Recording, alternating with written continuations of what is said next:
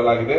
ಅದರಲ್ಲಿ police guest house, tennis court ಸೌಲಭ್ಯ, free medical health checkup centre ಹಾಗೂ ನೂತನ ಹೆಲ್ತ್ ಕಾರ್ಡ್ಗಳ ವಿತರಣೆ, police gym, police library, digital library ವ್ಯವಸ್ಥೆ ಮಾಡಲಾಗಿದೆ.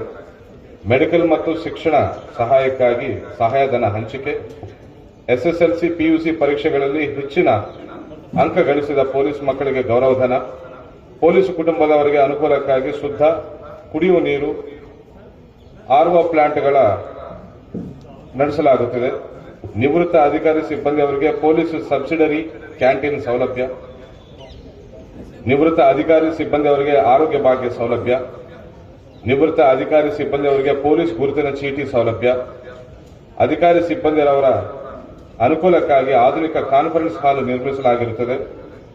ನಿವೃತ್ತ ಅಧಿಕಾರಿ ಸಿಬ್ಬಂದಿಯವರಿಗೆ ನೂತನ ಕಚೇರಿ ವ್ಯವಸ್ಥೆ ಮಾಡಲಾಗಿದೆ.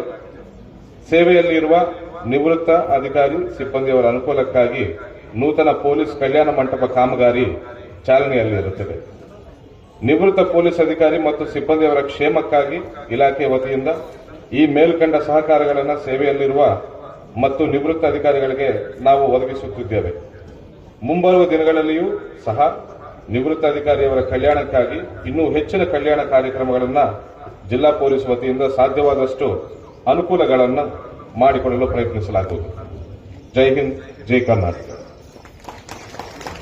ಅದರ ನೆನಪಿಗಾಗಿ ಮತ್ತು ಪೊಲೀಸ್ ಇಲಾಖೆಯಲ್ಲಿ ಸೇವೆ ಸಲ್ಲಿಸಿ ನಿವೃತ್ತಿ ಹೊಂದಿದ್ದ ಅಧಿಕಾರಿ ಮತ್ತು ಸಿಬ್ಬಂದಿಯವರ ಕಲ್ಯಾಣ ಕಾರ್ಯಕ್ರಮದ ನಿಮಿತ್ತವಾಗಿ ಪ್ರತಿ ವರ್ಷ ಏಪ್ರಿಲ್ 2ರಂದು ಪೊಲೀಸ್ ಧ್ವಜ ದಿನಾಚರಣೆಯನ್ನು ಆಚರಿಸಲಾಗುತ್ತದೆ.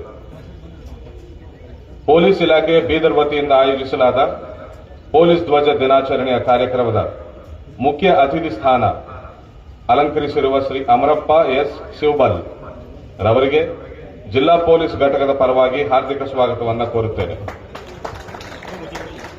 ಕಾರ್ಯಕ್ರಮಕ್ಕೆ ಆಗಮಿಸಿರುವ ಜಿಲ್ಲೆಯ ಎಲ್ಲ ನಿವೃತ್ತ ಪೊಲೀಸ್ ಅಧಿಕಾರಿ ಮತ್ತು ಸಿಬ್ಬಂದಿಯವರಿಗೆ ಹಾರ್ದಿಕ ಸ್ವಾಗತವನ್ನು ಕೋರುತ್ತೇನೆ.